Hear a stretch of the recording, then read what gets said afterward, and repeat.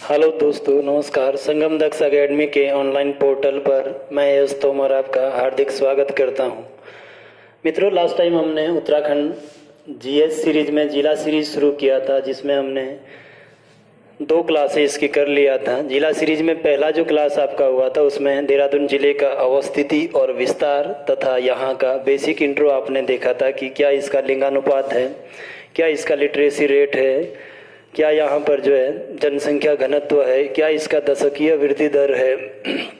नगरीकरण में 55% के साथ ये उत्तराखंड में किस प्रकार से पहला रैंक रखता है।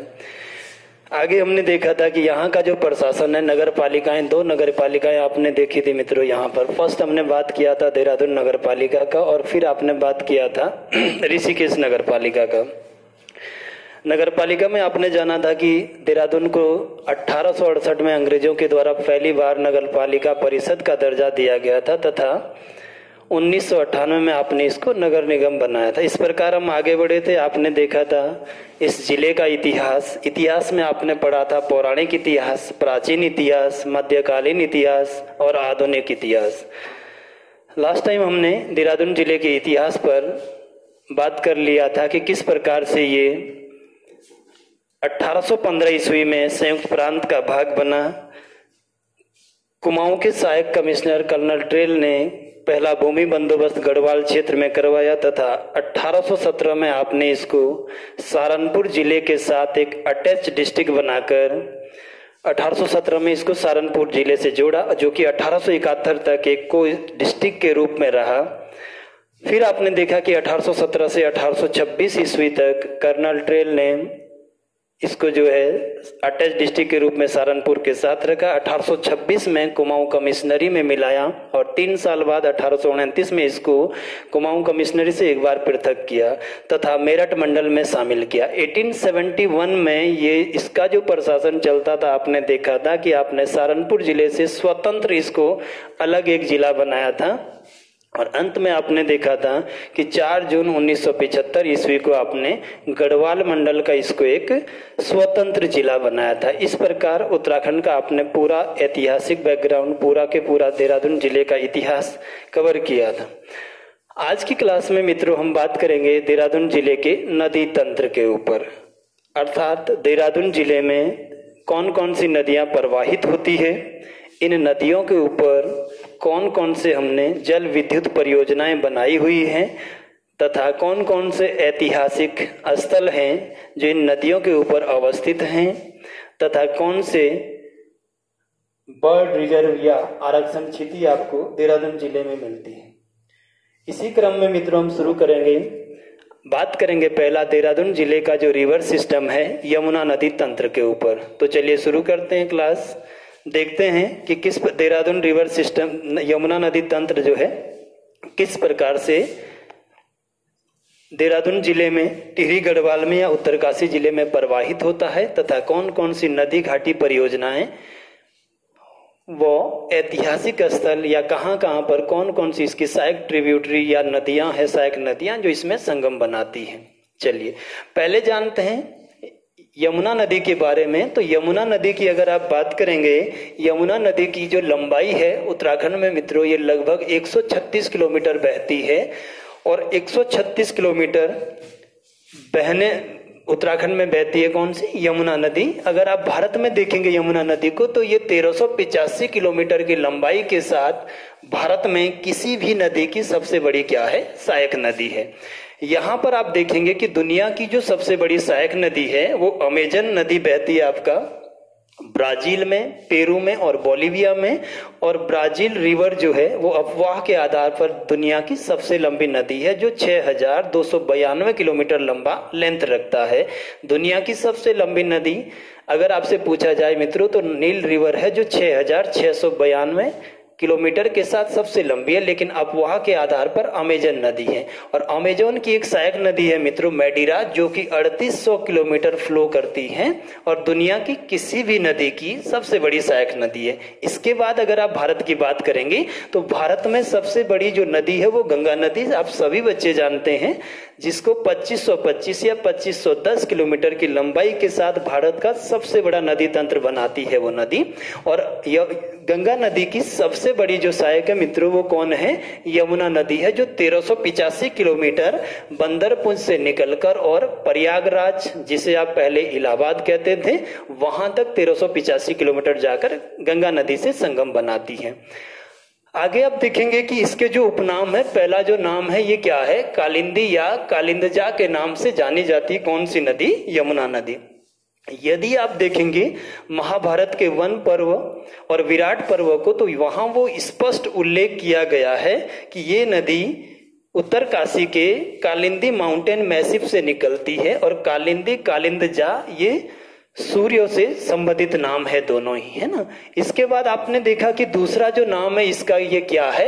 यमी कहा जाता है। और यमी नाम रखने के पीछे जो रीजन है, यमी ये सूर्य पुत्र यमराज की बहन मानी जाती है, और इसी कारण आप इसका जो दूसरा नाम कहते हैं वो क्या है?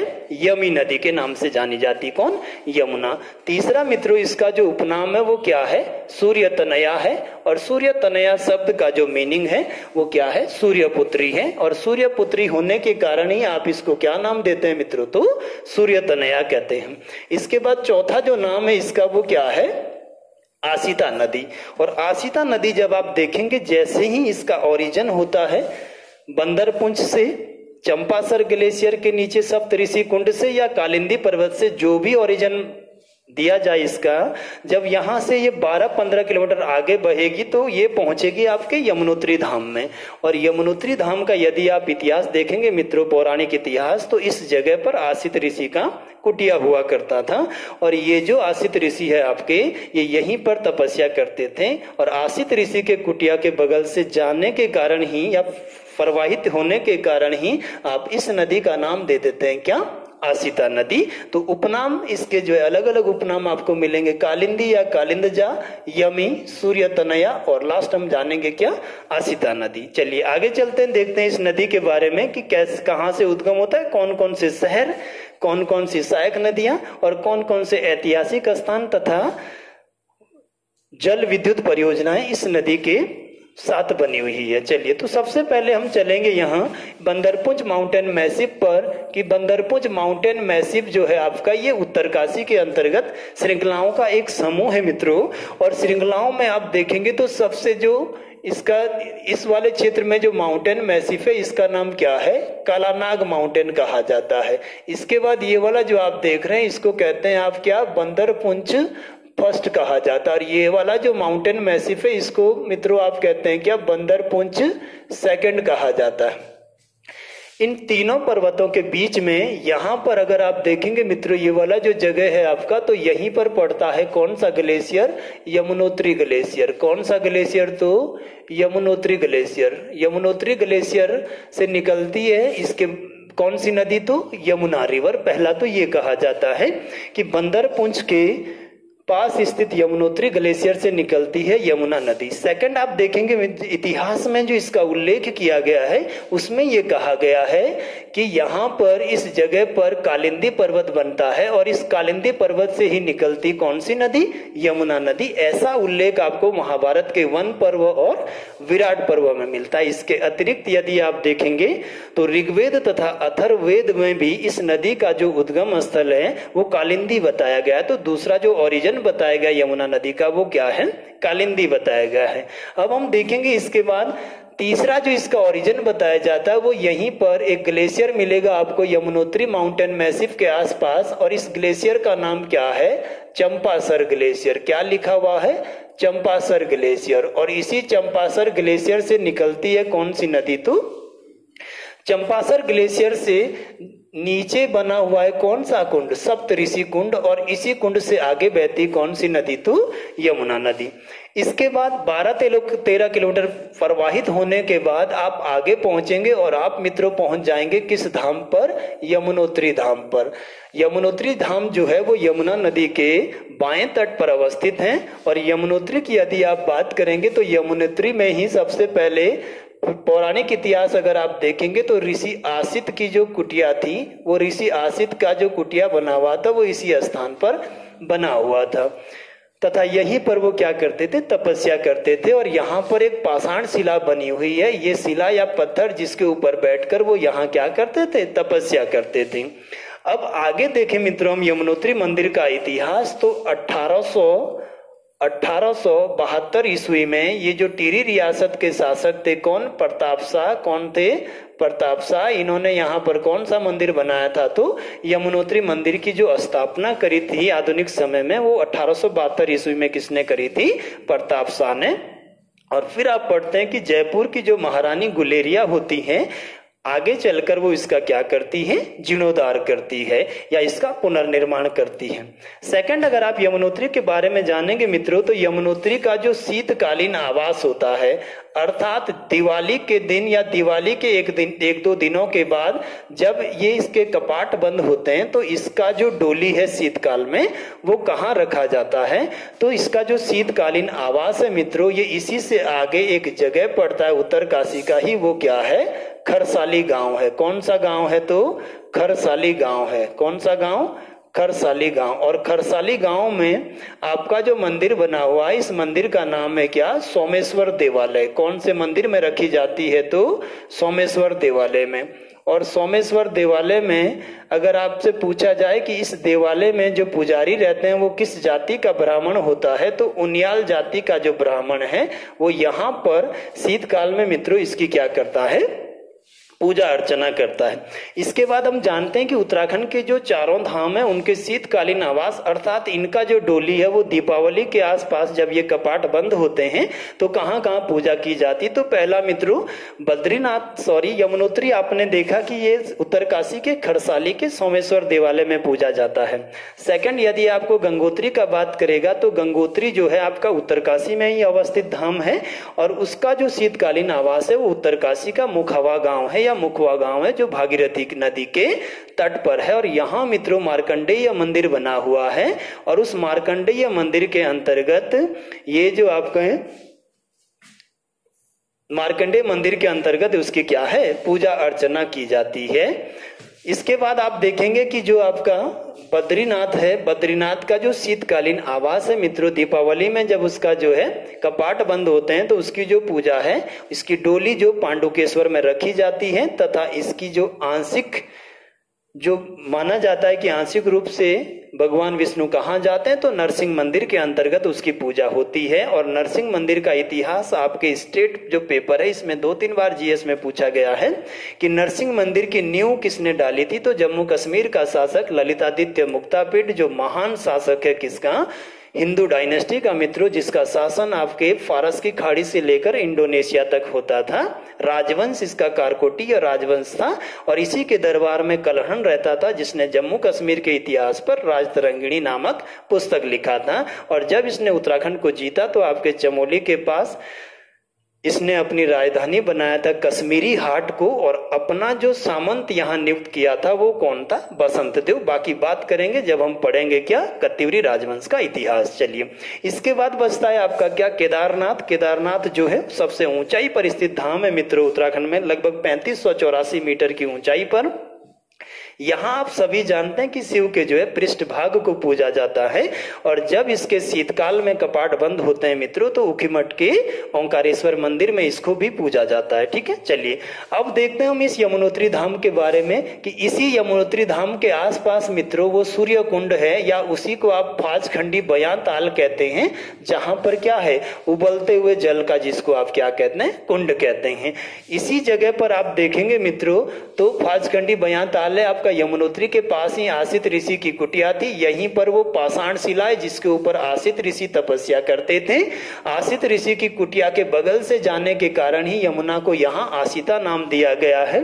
इस मंदिर की जो स्थापना करी थी मित्रों वो 1872 में टिहरी रियासत के प्रताप शाह के द्वारा करवाई गई थी और जो जीर्णोद्धार करवाया था वो जयपुर की महारानी गुलेरिया। और जयपुर से बड़े अच्छे संबंध है उत्तरकालीन परमारों के। आप जानते हैं कि जितने भी ये शासक होते हैं, प्रताप शाह, कीर्ति शाह, नरेंद्र शाह, ये सभी जयपुर के मेयो कॉलेज से शिक्षा प्राप्त करके आते हैं। तो उसी क्षेत्र की महारानी गुलेरिया यहाँ होती है। इसका जो शीतकालीन आवास है मित्रों यमुनोत्री धाम का, ये आपका क्या है? खरसाली है। और खरसाली में का भी कौन सा देवालय है? तो सोमेश्वर देवालय है, जहां उनियाल जाति के ब्राह्मण इसकी क्या करते हैं? पूजा अर्चना करते हैं। अब यमुनोत्री धाम से जब हम थोड़ा सा आगे बढ़ते हैं मित्रों, तो हम देखते हैं कि सबसे पहले इसके साथ जो संगम बनाती है ना, ये ऋषि गंगा या कौन सी नदी है, ऋषि गंगा नदी कहा जाता है मित्रों इसको, या इसी नदी का जो दूसरा नाम है वो क्या है, जानकी गंगा है। क्या है, जानकी गंगा। और ये नदी यमुनोत्री से थोड़ा सा आगे आकर संगम बनाती किससे, यमुना नदी से। और यहीं पे मित्रों मैं आपको बता दूं कि यहीं पर तो वो खरसाली गांव तथा आपका क्या है, सोमेश्वर देवालय, जहां शीतकाल में इसकी जो है डोली को लाया जाता है। और आप आगे चलेंगे तो इसी बंदरपुंछ माउंटेन मैसिव से एक और रिवर फ्लो करता है इसके साथ, और इस नदी का नाम यदि आप देखेंगे तो ये जो नदी है इसको हनुमान गंगा कहते हैं। क्या कहते हैं, हनुमान गंगा के नाम से जानी जाती ये नदी। हनुमान गंगा एक मित्रों आपका चमोली में बहती है, और दूसरी जो नदी है वो उत्तरकाशी में बहती है। चमोली की हनुमान गंगा नदी या हनुमान चट्टी का जो उल्लेख है चमोली में, उसको आप जानते हैं कि जब पांडव अपने जीवन के अंतिम समय में जब वो स्वर्ग के लिए चले, तो उत्तराखंड के इस क्षेत्र से आगे बढ़ेंगे और वो देखेंगे कि उस हनुमान चट्टी में भगवान हनुमान जी रास्ते में सोए रहते हैं तथा अपनी पूंछ फैलाए होते हैं, और उनसे आग्रह करते हैं, कौन, महाभारत कालीन जो भीम हैं, वो आग्रह करते हैं कि श्रीमान जी अपना आप क्या है रास्ते से पूंछ हटा दीजिए। तो हनुमान जी उनको जवाब देते हैं कि मैं इतना बूढ़ा हो गया हूं कि मेरे पास ये सामर्थ्य नहीं है कि मैं अपनी पूंछ रास्ते से हटा सकूं, इसलिए आप उठाकर कहीं साइड इसको रख दीजिए, आप ही हटा दीजिए। तो ऐसा लिखा जाता है कि लगभग 2 या 3 दिनों तक हनुमान जी उस पूंछ को उठाते रहे, लेकिन वो नहीं उठ पाया था। उसके बाद उन्हें ये एहसास हुआ कि ये कौन है, पवन मतलब हनुमान जी है ना। तो वो जो चमोली का आपका क्या है, हनुमान चट्टी है, उसका इतिहास है कि वहां पर क्या थे, भगवान हनुमान जी से संबंधित था। और बाकी जो उत्तरकाशी का हनुमान चट्टी है, यहाँ हनुमान गंगा नदी आकर संगम बनाती है, किसमें, तो यमुना नदी में। ठीक है, इसके बाद नदी थोड़ा सा आगे आई। अभी जो नदी चल रहा है ये पूरा के पूरा उत्तरकाशी डिस्ट्रिक्ट है, और उसके बीचों बीच से नदी आगे बढ़ रही है। आगे आप पहुंचे तो अब हम पहुंचे पुरोला के आसपास, पुरोला क्षेत्र, ये पुरोला जो उत्तरकाशी का शहर है, बहुत ही पौराणिक इतिहास आपने पढ़ा है कि इसका पौराणिक इतिहास है। आपने देखा मित्रों कि जब उत्तराखंड में ताम्र निखात संस्कृति के प्रमाण मिलते हैं आद्य ऐतिहासिक काल में, जो कि 3000 ईसा पूर्व से 600 ईस्वी तक चलता है, तो यहाँ से दुनिया भर के ताम्र उपकरण मिले थे, जैसे बालाग्र, बाणाग्र, इस तरह के तांबे के बहुत सारी तस्तरियां आपको मिली थी इस नगर से। और पुरोला को आप देखें तो पुरोला के बगल से ये जो नदी फ्लो कर रहा है, ये वाला जो रिवर बना हुआ है, इस नदी को मित्रों कहा जाता है क्या, कमलगाड़ नदी। कौन सी नदी, तो कमलगाड़ नदी। और कमलगाड़ जो नदी है मित्रों, इस कमलगाड़ नदी पर ही, इसके तट पर ही बसा हुआ है कौन सा शहर, पुरोला शहर। और कमलगाड़ नदी का जो ये वैली है ना, ये वाला जो घाटी है, जो ये वैली है कमलगाड़ नदी का, जिसके बीचों बीच ये फ्लो कर रहा है, ये लाल रंग का जो चावल होता है पर्वतीय क्षेत्रों में उत्तराखंड में, उसके लिए पूरे उत्तराखंड या भारत में प्रसिद्ध है। और चावल की अधिकता या चावल सर्वाधिक मात्रा में यहाँ उत्पन्न होने के कारण ही इसको उत्तराखंड का मिनी बंगाल कहा जाता है। और ये क्वेश्चन आपको देखने को मिलेगा आगे जो प्रतियोगी परीक्षाएं आप फेस करेंगे उसमें। तो उत्तराखंड का जो मिनी बंगाल है, उत्तराखंड का मिनी बंगाल किसे कहा जाता है, तो उत्तराखंड का मिनी बंगाल कमलगाड़ नदी की घाटी को कहा जाता है। क्या कहा जाता है, उत्तराखंड का मिनी बंगाल। किस नदी घाटी को, तो कमलगाड़ नदी की घाटी को, क्योंकि लाल रंग के चावल के लिए प्रसिद्ध है ये वैली। अब कमलगाड़ नदी पर आगे आप पहुंचे तो आप देखना मित्रों की जो जब आदि मानव या आपका प्री हिस्टोरिक एज चल रहा था, आद्य ऐतिहासिक काल 14 लाख से 3000 ईसा पूर्व तक, तो आदि मानव ने या उस समय के मानव ने यहाँ पर एक हुडोली गुफा के अंतर्गत शैल चित्र बनाए थे। शैल चित्र का मीनिंग है कि शैल मतलब पत्थर, और पत्थरों पर की जाने वाली चित्रकारी को ही आप क्या कहते हैं, तो शैल चित्र कहते हैं। ठीक है, तो यहां से हमें इसी कमलगाड़ नदी के तट पर उत्तरकाशी में क्या मिला मित्रों, तो हुडोली शैलाश्रय या हुडोली गुफा जिसको बोलते हैं, और यहां से नीले रंग के शैल चित्र मिलते थे। ठीक है ना। चलिए, तो हमने बात किया था मित्रों हुडोली शैलाश्रय पे। हुडोली जो है वो उत्तरकाशी जिले में कमलगाड़ नदी के तट पर है। देखिए, क्वेश्चन जब भी आपको स्टेट यूके SSSC या यूके PCS आपको फेस करना है तो इस रिवर से आपको किस तरह क्वेश्चन तैयार करने हैं, मेन उद्देश्य आपका वो रहना चाहिए। तो पहला चीज है, जब हम यहाँ पहुंचे, पहली बात कि कहाँ से निकली है, तो बंदरपुंज ग्लेशियर से। पहली नदी जो इसमें आकर संगम बनाती मित्रों वो ऋषि गंगा या आपकी कौन सी नदी है, जानकी गंगा है। क्वेश्चन बना हुआ है ग्रुप सी में भी और यूके PCS में कि यमुना की पहली सहायक नदी कौन सी है। फिर हम आगे बढ़े, सेकंड इसमें हनुमान चट्टी, दो जगह उत्तराखंड में, चमोली का हनुमान चट्टी और आपका उत्तरकाशी का हनुमान चट्टी। फिर आगे बढ़े, अगली तीसरी नदी कौन सी, तो पुरोला क्षेत्र से निकलने वाली कमलगाड़ नदी। और कमलगाड़ नदी के तट पर कौन सा शहर, पुरोला, पेपर में पूछेगा। सेकंड आपके लिए, उत्तराखंड में किस नदी घाटी को उत्तराखंड का मिनी बंगाल कहा जाता है, तो कमलगाड़ नदी। रीजन मैंने आपको बताया कि लाल रंग के चावल के लिए फेमस है। रामासराई वाले क्षेत्र इस जगह पे आपको मिलेंगे, फेमस है वो राइस के लिए, चावल के लिए। इसके बाद थोड़ा सा आगे बढ़े आप नौगांव से पहले, तो आप देखेंगे मित्रों की इसी के तट पर कौन सी गुफा बनी हुई है, हुडोली गुफा। गुफा नहीं कह सकते आप इसको, शेल्टर या शैलाश्रय कह सकते हैं। और इसके बाद हम पहुंचे कहाँ, नौगांव में। और नौगांव जब पहुंची कमलगाड़ नदी, तो नौगांव में कमलगाड़ नदी ही संगम बनाती किसके साथ, यमुना नदी के साथ। फिर थोड़ा सा आगे बढ़े तो हम देखेंगे कि इसके उपरांत ये जो नदी आया है, हालांकि ये नदी इस साइड से ड्रॉ होती है, इसमें हम देखेंगे कि कौन सी नदी है, रिखनाड़ नदी। कौन सी नदी आती है, तो रिखनाड़ रिवर यहाँ से आगे आती है ना। रिखनाड़ नदी, ये रिखनाड़ नदी के तट पर ही मित्रों क्या बना हुआ है आपका, तो हनोल, ये सॉरी आपका लाखा मंडल बना हुआ है। लास्ट टाइम भी हमने इतिहास के लेक्चर में लाखा मंडल पर बात किया था कि लाखा मंडल नामकरण क्यों दिया गया है, कौन कौन से शिलालेख वगैरह इस पर है। तो रिखनाड़ नदी आगे यमुना में आकर मिलती है। इसके बाद थोड़ा सा और आगे बढ़ेंगे आप, तो रिखनाड़ के बाद बर्नीगाड़ हो गया। बर्नीगाड़ के बाद आप देखेंगे कि बद्रीगाड़ वगैरह नदी भी आकर मिल जाती किसके साथ, यमुना नदी के साथ। ये बद्रीगाड़ आपका हो गया, इधर आपका बर्नीगाड़ इससे ऊपर हो गया। फिर आगे चलेंगे तो ये जो नदी आपका, इस वाले नदी को आप कहते हैं क्या, अगलाड़ नदी। ये वाली कौन सी नदी है, तो अगलाड़ नदी है। कौन सी है, अगलाड़ नदी, जो टिहरी के किस एरिया से निकलती है, तो थत्तीउड़ वाले एरिया से निकलती। किससे निकलती मित्रों, थत्तीउड़ वाले क्षेत्र से आगे बढ़कर यमुना नदी में आकर मिल जाती है। आप देखेंगे कि यही अगलाड़ नदी है जिस पर वो पौराणिक मेले का आयोजन किया जाता है। यही अगलाड़ नदी है जिस पर किस मेले का आयोजन किया जाता है, तो इसी पर आपका 28 या 29 जून को कौन सा मेला आयोजित होता है, तो मच्छी मोड़ मेले के लिए जानी जाती कौन सी नदी, अगलाड़ नदी। कौन सा मेला लगता है मेलो मित्रों प्रसिद्ध उत्तराखंड का, तो मच्छी मोड़ मेले का आयोजन किया जाता है इसी नदी पर। फिर आप यहाँ से थोड़ा आगे बढ़ेंगे तो आपको दिखेगा मित्रों, ये जो आप यहाँ देख रहे हैं कौन सा डैम बन रहा है इसके ऊपर, तो लखवाड़ बांध का जो निर्माण हो रहा है, लखवाड़ डैम जो बनाया जाना है, लखवाड़ डैम जो बनाया जाना है वो आपका किस नदी पर बन रहा है, तो यमुना नदी के ऊपर, है ना। लखवाड़ डैम की अगर आप बात करेंगे तो लखवाड़ के बारे में जानते हैं कि लखवाड़ जो डैम है इसको योजना आयोग ने कब स्वीकृति दिया था पहली बार, तो 1972 ईस्वी में। कहीं कहीं पर आपको इसके लिए 1976 भी लिखा मिलेगा, है ना। तो योजना आयोग द्वारा कब स्वीकृति किया गया, 1972 में। अब हम जानते हैं मित्रों कि ये जो योजना आयोग द्वारा स्वीकृति दिया गया था, इसके बाद इसका जो निर्माण कार्य शुरू हुआ ये 1987 ईस्वी में प्रारंभ होता है और 5 साल तक इसका कार्य कंटिन्यू चलता है, तथा 1992 में लखवाड़ डैम का जो काम है वो क्या है, रोक दिया जाता है।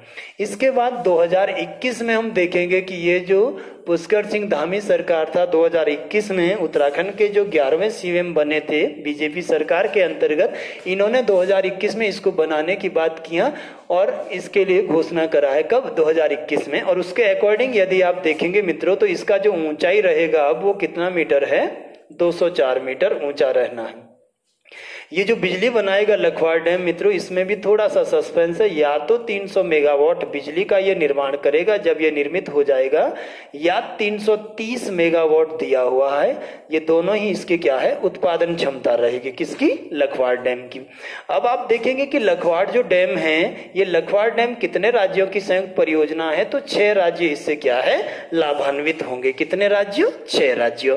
6 की अगर बात करेंगे मित्रों तो पहला राज्य उत्तराखंड ही है, जो रॉयल्टी के रूप में 12% फ्री बिजली लेगा इसका। इसके बाद दूसरा जो राज्य है वो हिमाचल प्रदेश इसका बिजली लेगा। तीसरा जो राज्य है वो हरियाणा इससे बिजली प्राप्त करेगा। चौथा जो राज्य है वो आपका उत्तर प्रदेश इससे बिजली प्राप्त करेगा। पांचवा जो राज्य है वो केंद्र शासित प्रदेश दिल्ली को इसका बिजली जाएगा और पानी भी इसका जाएगा दिल्ली को। और छठा राजस्थान इसमें शामिल रहेगा। तो कितने राज्यों का संयुक्त परियोजना है? 6 राज्यों का। और अभी इसका जो निर्माण कार्य है वो प्रारंभ नहीं किया गया है ना। तो लखवाड़ डैम किस नदी पर बनना है? तो यमुना नदी पर। यहां से थोड़ा सा आगे बढ़ते हैं तो हम बात करेंगे इसी नदी पर आगे बनी हुई कौन सी परियोजना? लखवाड़ की ही सहायक ये परियोजना है और इसे आप कहते हैं क्या? ब्यासी बांध। क्या नाम से जानते हैं? ब्यासी बांध। उत्तराखंड में अभी लास्ट टाइम स्टेनोग्राफर के जो ऑनलाइन पेपर हुए थे मित्रों, उसमें ये क्वेश्चन पूछा गया था कि इस डैम का जो 2021 में बनकर तैयार हुआ उत्पादन क्षमता कितना है? तो इसकी जो उत्पादन क्षमता है कितना मेगावाट ये बिजली बनाएगा मित्रों? तो सभी लोग इसको ध्यान रखें क्योंकि ये क्वेश्चन पूछा गया। 120 मेगावाट ये आपके लिए क्या बनाएगा? बिजली बनाएगा। और यदि ऊंचाई पूछेगा इसकी तो लगभग 86 मीटर ये क्या है? ऊंचा डैम है। और कब इसका निर्माण कार्य पूरा हुआ? तो 2021 में इसका क्या है? निर्माण कार्य पूरा हो गया है। तो इस प्रकार से दूसरी जो बात करेगा वो किसके ऊपर? ब्यासी बांध। और मैंने बोला कि स्टेनोग्राफर का जो ऑनलाइन पेपर हुआ उसमें ये क्वेश्चन रिपीट है कि ब्यासी जो सहायक परियोजना है लखवाड़ का, उसका बिजली उत्पादन कितना रहेगा? तो 120 मेगावाट बिजली बनाएगा। कितना ऊंचा है? तो 86 मीटर। कब बनकर तैयार हुआ? तो 2021 में। चलिए यहां से थोड़ा सा आगे चलते हैं, नदी को आगे बढ़ाते हैं। और आपने देखा कि इसके बाद नदी आगे बढ़ते हुए ये आपका पहुंच गई कालसी वाले क्षेत्र में। और कालसी क्षेत्र में ही ये ऊपर से आपको रिवर दिख रहा होगा इस तरफ से। ये अमलावा नदी आकर किससे संगम बनाती है? तो यमुना नदी में। और अमलावा और यमुना के संगम पर ही तो मित्रों उत्तराखंड का पौराणिक और ऐतिहासिक शहर बसा हुआ है जिसका नाम क्या है? कालसी। कालसी को आप सभी जानते हैं। कालकूट, तलकूट, सुधनगर, ये सभी हम संज्ञा देते हैं किसको? कालसी को। और किस नदियों के संगम पर है? तो अमलावा और यमुना नदी की। यहीं पर मित्रों हमने हिस्ट्री की क्लास में देखा था कि 257 ईसा पूर्व में सम्राट अशोक का जब समय चल रहा था उन्होंने आकर अशोक का शिलालेख बनाया था। बाकी मैं सारी चीजें आपसे डिस्कस कर चुका हूं। जिन लोगों ने वो दूसरा लेक्चर उत्तराखंड का नहीं देखा वो इसके लिए वहां उस लेक्चर को एक बार देख सकते हैं। चलिए आगे चलते हैं। यहां से हम आगे गए तो देखा हमने कि उत्तरकाशी, देहरादून तथा हिमाचल प्रदेश अर्थात उत्तराखंड की पश्चिमी सीमा बनाते हुए मित्रों नदी आगे बढ़ा। इस नदी का नाम क्या है? टॉन्स नदी। टॉन्स नदी जो है वो उत्तराखंड के पश्चिमी सीमा का निर्धारण करती है और हिमाचल प्रदेश से उत्तराखंड की क्या बनाती है? बाउंड्री बनाती है। पूरा टॉन्स रिवर सिस्टम में आपको इसके बाद इस पर चर्चा करता हूं। फिलहाल इसको जानते हैं कि ये जो टॉन्स नदी है इसका जो लेंथ है या लंबाई है मित्रों वो कितना है? 148 किलोमीटर और 148 किलोमीटर के साथ ये उत्तराखंड में यमुना की सबसे बड़ी सहायक नदी है। यदि आपसे प्रश्न वो पूछ रहा है कि उत्तराखंड में यमुना की सबसे बड़ी सहायक नदी कौन है? तो टॉन्स है। और यदि भारत के सेंस में पूछा जाए कि भारत में यमुना की सबसे बड़ी सहायक नदी कौन है? तो चंबल नदी है जो मध्य प्रदेश के मऊ क्षेत्र से निकलती है, 925 किलोमीटर बहती है तथा आगे जाकर इटावा के पास किसमें मिल जाती है? तो यमुना नदी के साथ। ये आपका भारत के सेंस में सबसे लंबी नदी चंबल पूछा जाता है जीएस में। उत्तराखंड के सेंस में यमुना की सबसे लंबी सहायक नदी तो टॉन्स नदी। इस पर बाद में बात करते हैं। देखते हैं टॉन्स नदी आकर जो संगम बनाती है मित्रों ये कालसी और डाकपत्थर के बीच में आकर किसमें मिल जाती है? तो यमुना नदी में। और मैंने अभी आपसे रिवाइज करवाया, बताया आपको कि टॉन्स नदी सबसे बड़ी सहायक है उत्तराखंड में किसकी? यमुना की। चलिए थोड़ा सा आगे चलेंगे यहां से। अब हम देखेंगे इससे आगे जो आपका डाकपत्थर बैराज तथा अन्य जो चीजें हैं उन पर बात करेंगे। तो यहां से थोड़ा सा आगे बढ़ेंगे आप तो देखेंगे मित्रों कि इस जगह पर ये जो बना हुआ है बैराज बनाया आपने इस जगह पर, कहां? डाकपत्थर वाले क्षेत्र में। और इसी को आपने क्या नाम दिया? डाकपत्थर बैराज। किस नदी पर बना हुआ है? तो यमुना नदी के ऊपर बना हुआ है। किसके ऊपर बना हुआ है? यमुना नदी के ऊपर बना हुआ है। और डाकपत्थर बैराज की अगर स्थापना की बात करेगा तो इसका जो निर्माण कार्य शुरू हुआ था, ये निर्माण कार्य इसका शुरू हो गया था कब? 1949 में। और बनकर तैयार हुआ मित्रों ये कब? 1965 ईस्वी में। और जब भी आप पेपर के लिए जाते हैं तो आप देखेंगे कि बनकर कब तैयार हुआ? तो 1965 में। ठीक है। पूछा भी जाएगा आपसे ये समय। अब देखेंगे कि डाकपत्थर बैराज तक जब ये नदी पहुंच जाती है तो इससे आगे किस किस प्रकार से ये नदी आगे बढ़ती है। डाकपत्थर बैराज के बाद यदि आप देखेंगे मित्रों तो इससे आगे हम जानेंगे कि कैसे नदी किस प्रकार से आगे चलती है। नेक्स्ट में देखेंगे हम इसके बाद डाकपत्थर बैराज से आगे जब ये जाएगा तो फिर देखेंगे कि किस तरह से नदी आगे फ्लो करेगा। चलिए इसको यहीं पर समझ लेते हैं कि कैसे नदी यहां से आगे बढ़ेगा डाकपत्थर बैराज के बाद। देखना जरा आप इसको, डाकपत्थर बैराज तक यमुना नदी आ गई थी मित्रों, और यहां से यदि हम बात करेंगे तो ये डाकपत्थर बैराज वाला क्षेत्र है जो आपको दिख रहा होगा, ये वाला क्षेत्र। ये डाकपत्थर बैराज मैंने बनाया आपके लिए। कौन सा बैराज है? डाकपत्थर बैराज। और इसका निर्माण कब हुआ? तो 1949 में इसका निर्माण कार्य शुरू हुआ तथा 1965 में ये बनकर तैयार हुआ। डाकपत्थर बैराज से आगे का अगर आप देखेंगे यहाँ से तो ये जो नदी है ये यहाँ से आगे बढ़ेगी। एक तरफ तो यहाँ से यमुना नदी सीधा आगे बढ़ रहा है, ये वाला क्षेत्र है, और दूसरी तरफ आप देखेंगे इसके बाद तो यमुना जो है इसी से निकाली गई मित्रों प्रसिद्ध कौन सी नहर? शक्ति नहर। तो यमुना नदी से ही निकाली गई है दूसरी कौन सी नहर? शक्ति नहर। और एक तरफ शक्ति नहर के रूप में आगे बढ़ेगी, दूसरी तरफ यमुना का जो नेचुरल रास्ता है इस तरह से आगे जाएगा ये, ठीक है ना। इधर आपका हिमाचल प्रदेश है ये वाला क्षेत्र, और हिमाचल प्रदेश का कौन सा जिला है? तो सिरमौर जिला है इस वाले क्षेत्र में। अब जब आगे बढ़ेगा शक्ति नहर तो आपने देखा कि शक्ति नहर पर ही सबसे पहले जो यहाँ डैम बना हुआ है इसके ऊपर दो छोटे छोटे डैम आपने बनाए हैं। एक है आपका क्या? ढालीपुर, और दूसरा है क्या? ढकरानी बांध। तो कितने डैम इसमें दो बने हुए हैं? दो। पहला कौन सा डैम है? ढकरानी बांध है। और ढकरानी बांध की अगर आप बात करेंगे, इस डैम की यदि आप बात करेंगे तो इसकी जो उत्पादन क्षमता है वो लगभग 33 मेगावाट के आसपास बना हुआ है। कितने मेगावाट का है? तो 33 मेगावाट है। निर्माण में मित्रों इसमें समय हर बुक में अलग अलग दिया हुआ है, तो इसका जो निर्माण पूरा हुआ वो 1974 या 76 में ये परियोजना हमने शक्ति नहर के ऊपर बना दिया था, ठीक है ना। इसके बाद आगे गए, सेकंड आपने पढ़ा कि ढकरानी के बाद अगला जो डैम बना हुआ है वो कौन सा है? ढालीपुर बांध है। कौन सा है शक्ति नहर पर? तो ढालीपुर परियोजना है। और ढालीपुर परियोजना का अगर आपको उत्पादन क्षमता पूछेगा मित्रों तो कितना है? 51 मेगावाट है। और इसका भी जो निर्माण का समय है या बनने का जो समय है वो कितना है? 1974 से 76 तक है, ठीक है ना। अब नदी शक्ति नहर आगे बढ़ी मित्रों, और ये वाली जो जगह आपको दिखेगा यहाँ पर, ये जो जगह आप देख रहे हैं यहाँ पर, इस जगह का नाम क्या है? रामपुर मंडी कहा जाता है। इसको क्या कहा जाता है? रामपुर मंडी। कौन सी मंडी? तो रामपुर मंडी। और इस जगह पर हम देखेंगे रामपुर मंडी के पास कि यहाँ पर देहरादून के क्षेत्र से आने वाली, देहरादून में मित्रों आपको दिखेगा कौन सा झरना? टॉन्स झरना। और ये टॉन्स झरना देहरादून में कहाँ है? कौन सा वाटरफॉल है? तो टॉन्स झरना है। कौन सा? टॉन्स झरना। और टॉन्स झरना की अगर बात करेंगे आप तो यहीं के पास, इसी के पास मित्रों आसारोड़ी गांव है। कहाँ का? देहरादून क्षेत्र का। टॉन्स झरना तथा दूसरा क्या है? आसारोड़ी गांव है। कौन सा गांव है? आसारोड़ी गांव। और इसी जगह से, इस झरने से निकलती मित्रों कौन सी नदी? आसन नदी, जो कि 40 या 41 किलोमीटर फ्लो करने के बाद रामपुर मंडी में मिल जाती। किसमें? शक्ति नहर में। ये सीधा के सीधा यमुना नदी में नहीं मिलती, बल्कि किसकी सहायक है? तो शक्ति नहर की सहायक नदी है। कौन सी? आसन नदी। और ये आसन आप देख रहे हैं कहाँ से निकल रही है? टॉन्स झरना। और टॉन्स झरने के पास कौन सा गांव है? तो आसारोड़ी गांव। और यहीं से लगभग 40 किलोमीटर या 41 किलोमीटर प्रवाहित होने के बाद ये रामपुर मंडी में मिल जाती। किससे? शक्ति नहर से।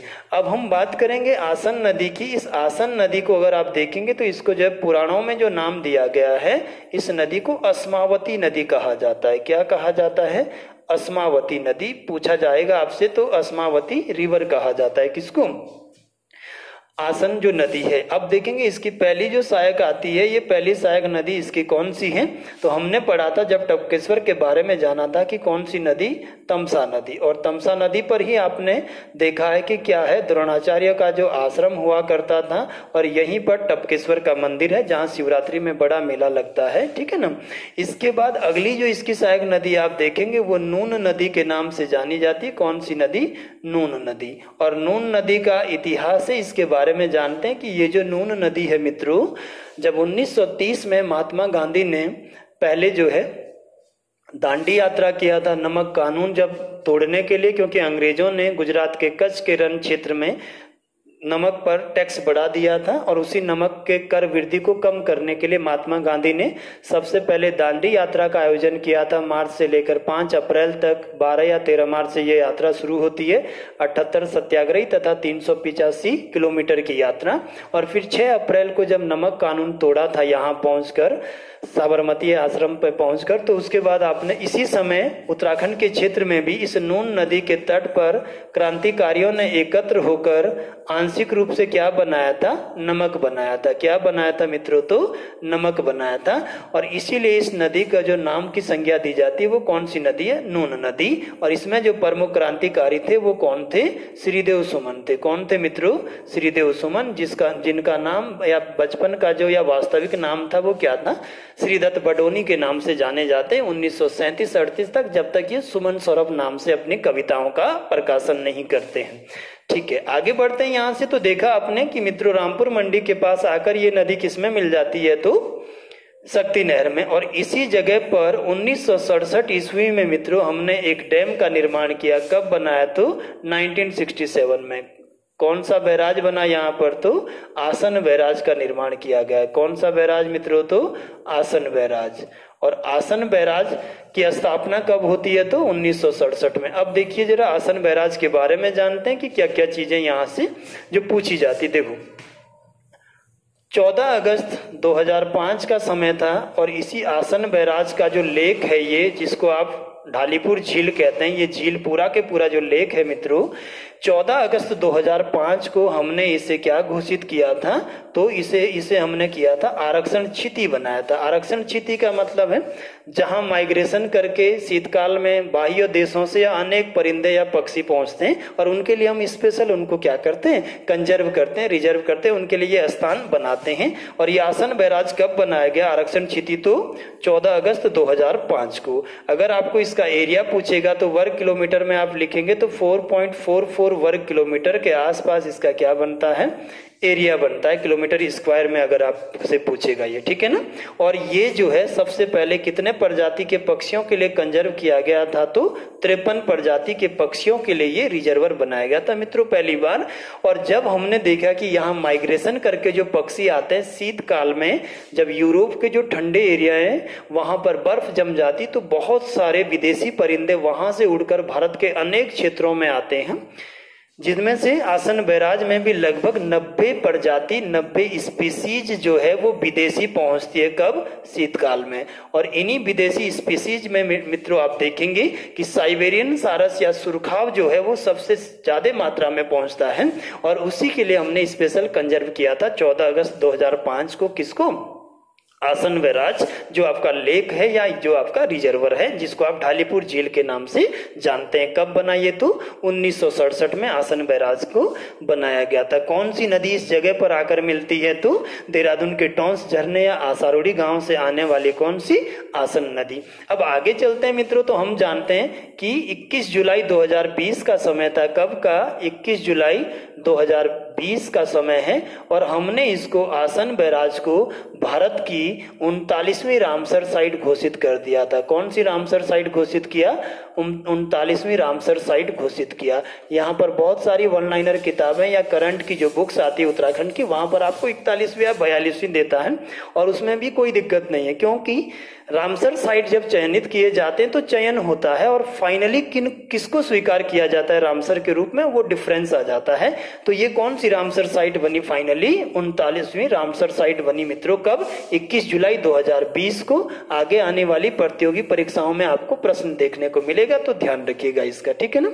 अभी अगर बात करेंगे भारत में, तो भारत में कुल कितनी रामसर साइट है, तो 49 रामसर साइट है। कितनी रामसर साइट है, तो 49 रामसर साइट है। और फरवरी 2022 में ही 2 रामसर साइट आपने घोषित किया। इसमें एक आपका कहाँ, गुजरात में, और दूसरा उत्तर प्रदेश की जो रामसर साइट बनी है। तो अभी कितनी है टोटल, तो 49 रामसर साइट है, ठीक है ना। चलिए, तो हम लास्ट बात कर रहे थे मित्रों किस पे, रामसर साइट के ऊपर। इंडिया में अभी कितनी है टोटल, तो 49 है। और ये जो आसन बैराज बनाया आपने, ये 39वीं रामसर साइट बनाई थी, कहाँ की, भारत की। अगर भारत की प्रथम रामसर साइट पूछेगा आपको तो ये आपकी बनी थी 1981 या 82 में। आपका कौन सी, चिल्का झील। और चिल्का झील कहाँ है, तो उड़ीसा के अंतर्गत। ये भारत की पहली रामसर साइट बनी थी, है ना। 39वीं 48वीं 39वीं ये आपने घोषित किया कब, 5 फरवरी 2022 को। कब, 5 फरवरी 2022 को ये 48वीं और 39वीं रामसर साइट आपने घोषित किया, जिसमें आपने 48वीं जो बनाई वो कौन सी बनाई, खिजा दिया। ये रामसर साइट जो है ये गुजरात में है आपकी। और 49वीं जो बनाई आपने वो बखीरा रामसर साइट बनाई। और ये बखीरा रामसर साइट कहाँ है, उत्तर प्रदेश में। ये आप अभी देख सकते हैं, चाहे आप सेंटर का कोई पेपर दें या स्टेट का, आपसे पूछा जाएगा। अब यहाँ से आगे चलते हैं। भारत की पहली रामसर साइट तो चिल्का झील है। भारत के अभी कितनी टोटल साइट रामसर साइट है, तो 49 है। 48वीं जो है वो खिजा दिया है। और खिजा दिया कहाँ की है, तो गुजरात की रामसर साइट है। और 39वीं आपकी बखीरा उत्तर प्रदेश की 49वीं जो रामसर साइट है। इसके बाद हम देखेंगे मित्रों कि ये जो रामसर साइट है ये होते क्या हैं और रामसर साइट बनाई कब से है। तो सबसे पहले हम जानेंगे कि रामसर जो है वो कहाँ का शहर है, तो इराक का एक शहर है। और इस जगह पर 2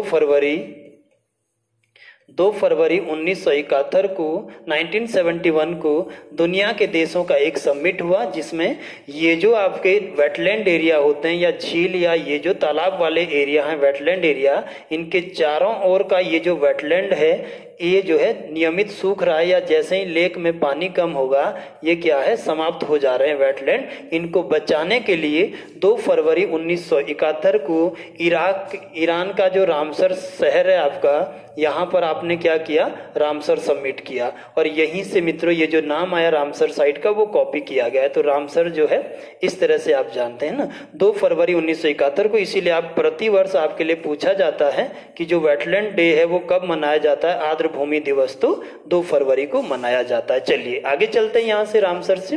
फिर हम देखते हैं कि ये जो शक्ति नहर है आपका, इसके बाद यदि आप इसको देखेंगे तो ये शक्ति नहर आपका एक बार फिर दोबारा से कहाँ मिला दिया जाता है, तो यमुना नदी में ही आगे जाकर इसको मिला दिया जाता है। हालांकि यमुना नदी से अगर आप देखेंगे तो यमुना नदी से यहाँ एक और कैनाल निकाली गई है, जिसपे आपका आगे जाकर आप देखेंगे मित्रों तो एक कुल्हाल डैम बना हुआ है, कुल्हाल पावर स्टेशन, और दूसरा खारा पावर स्टेशन। और इस तरह से ये जो कैनाल जो आपने आसन बैराज से निकाली वो फिर आगे उत्तर प्रदेश तक जाती है, ठीक है।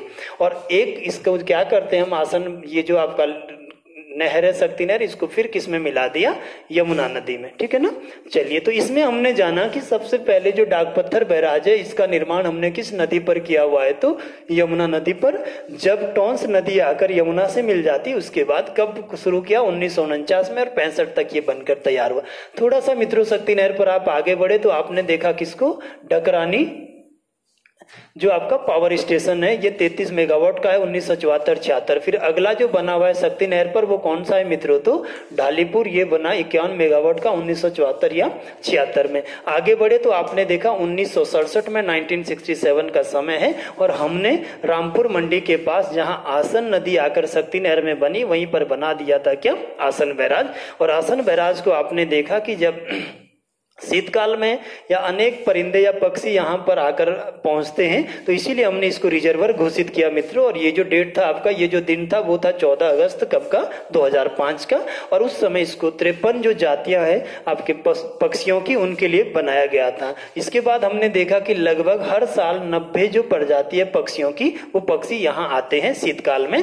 और उनमें सबसे महत्वपूर्ण जो पक्षी है वो आपका क्या है, सुरखाव रहता है, और उसी के लिए कंजर्व मूलतया इसको किया गया। फिर हमने देखा मित्रों आगे कि 21 जुलाई 2020 का समय था, और हमने इसको भारत की कौन सी रामसर साइट बनाया, तो 39वीं रामसर साइट बनाया। अभी भारत में कुल कितनी है, तो 49 रामसर साइट है। और पहली जो बनी है इंडिया में वो चिल्का झील उड़ीसा की है। और अभी 48वीं और 49वीं जो बनी है, 48वीं बनी है खिजा दिया रामसर साइट जो कि गुजरात में है। और 39वीं जो बनी है वो आपकी बनी है बखीरा रामसर साइट जो कि कहाँ है, है उत्तर प्रदेश में। ये आपके करंट से 5 फरवरी 2022 को ये दोनों ही घोषित हुआ था।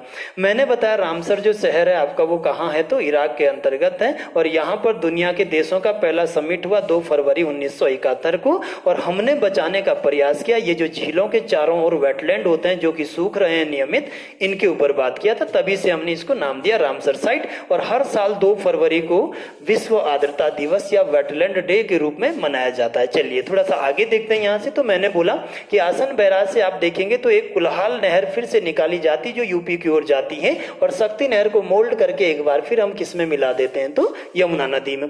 अब जरा इस क्षेत्र में देखते हैं कि जब ये नदी अपने प्राकृतिक रास्ते से बैठती है तो सबसे पहले हिमाचल प्रदेश में मित्रों आप देखेंगे एक जगह आती। इस जगह का नाम है क्या, खड़ा पत्थर। किस रूप में जाना जाता है ये जगह, तो खड़ा पत्थर। और इस खड़ा पत्थर से गिरी गंगा नदी आकर संगम बनाती किसमें, यमुना से। पूछा जाता है पेपर में तो कौन सी नदी है, गिरी गंगा।